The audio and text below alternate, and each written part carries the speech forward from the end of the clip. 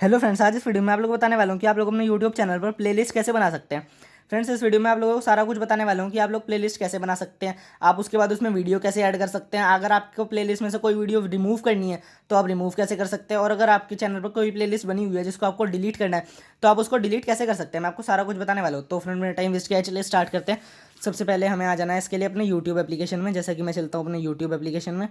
अब मेरे को यूट्यूब एप्लीकेशन में आने के बाद नीचे एक मेरे को लाइब्रेरी का ऑप्शन मिल जाएगा। मेरे को इस पर सिंपली से क्लिक कर देना है। अब मेरे को याद रहे आपको फ्रेंड्स कि आपका जो यूट्यूब एप्लीकेशन है आपको इस पर उसी गूगल अकाउंट से लॉगिन करना है जिससे कि आपका यूट्यूब चैनल है, जैसे कि मैंने ऑलरेडी कर रखा था।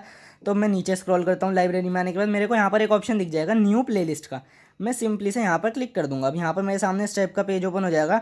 मेरे को यहाँ से कुछ नहीं करना है, मेरे को यहाँ से कोई वीडियो ऐड नहीं करनी है। मेरी सारी रिसेंटली वो जो मैंने अभी कुछ टाइम पहले वीडियो देखी थी वो सारी दिखा देगा। फिलहाल मेरे को इसमें से तो कुछ ऐड करना नहीं है, तो मैं यहाँ से नेक्स्ट कर देता हूँ। अब मेरे को बोलेगा मेरे को प्लेलिस्ट का टाइटल रखना है। जो भी मेरे को प्लेलिस्ट बनानी है मेरे को उसका नाम क्या रखना है।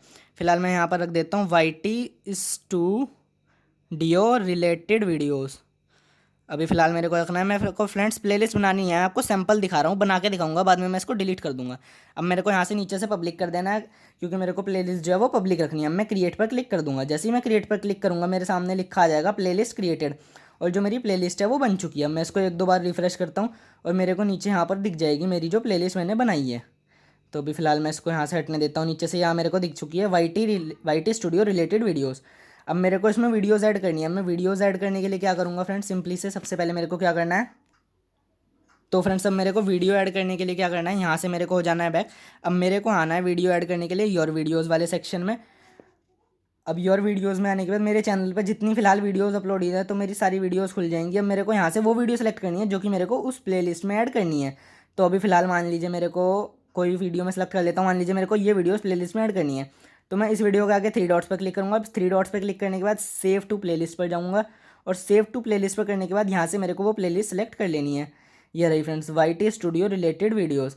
अब मैं इसको सिंपली से यहाँ पर सेव कर दूंगा, यहाँ पर करके डन कर देता हूँ। जैसे ही मैं यहाँ पर डन कर दूंगा, मैंने फिलहाल दो प्लेलिस्ट में सेव किया है। तो अभी फिलहाल मैं जाता हूँ अपने चैनल में, होम पर आता हूँ और अपना चैनल सर्च कर लेता हूँ। ये रहा मेरा चैनल। अब मैं इसको ओपन कर लेता हूँ। यहाँ से मैं चला जाता हूँ सिंपली से प्लेलिस्ट के सेक्शन में। प्लेलिस्ट के सेक्शन में मेरे को एक नई प्लेलिस्ट दिख जाएगी YT स्टूडियो रिलेटेड वीडियोज़ में।